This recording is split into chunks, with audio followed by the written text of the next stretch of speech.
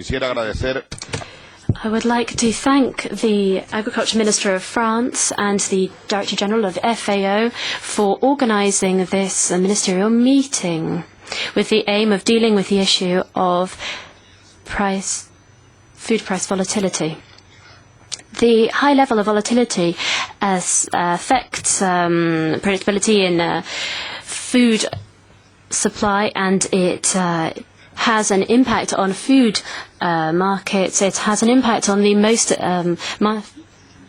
deprived parts of the population. Has an effect on their ability to buy food. It affects farmer producers, since there is greater difficulty in planning production and providing for the regulation of costs.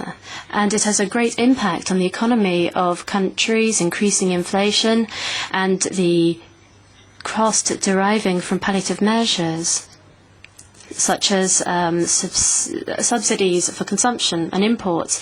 It is also a situation which we're going to see continuing in time, and there is a broad consensus between experts on its causes.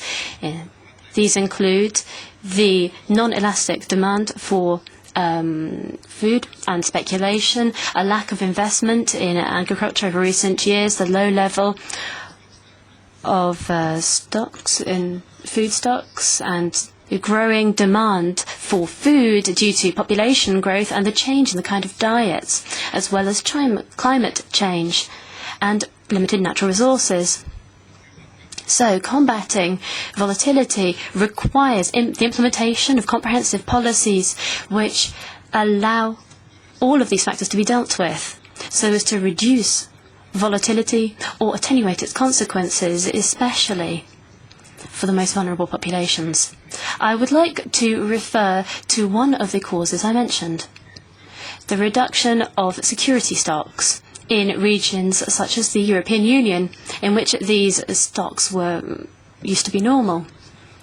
Despite being considered for years as negative elements for the liberalisation of international trade, what is certain is that they've had a positive effect on stabilising markets, contributing to reducing the breadth and the impact of price changes. From our point of view, one of the most effective means of reducing price volatility, basic food price volatility, is having strategic reserves in countries whose supply is subject to frequent uncertainty. The international commodity market resembles financial markets ever more. If we do not wish to live in perpetual upheaval, we need to deal with this. Another question is how we carry out this regulation.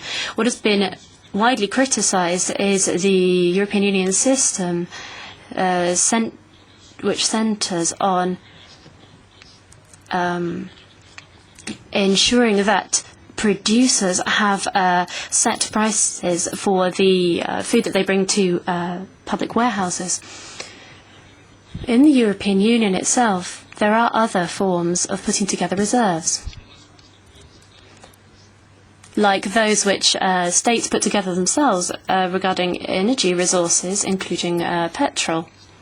The reserves are put together through the commitment of operators who act in the territory of the state to keep part of what they have available in predetermined places, so that the state supply is ensured in the case of scarcity for an established or set period of time. Developing similar mechanisms could be particularly useful to try to mitigate the problem that we are dealing with today. Thank you.